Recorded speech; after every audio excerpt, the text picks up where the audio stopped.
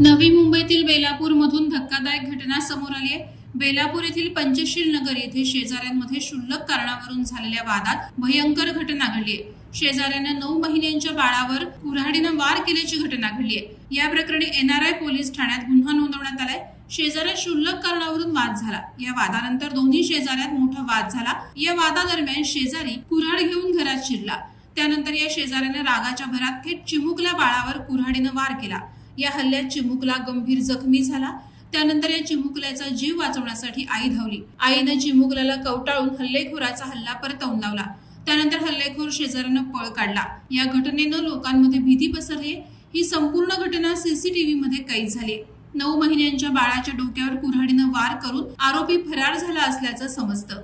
या प्रकारानंतर आरोपीच्या विरोधात NRI पोलीस ठाण्यात गुन्हा दाखल करण्यात आलाय। वादळवारा लाईव्हसाठी न्यूज ब्युरो, नवी मुंबई।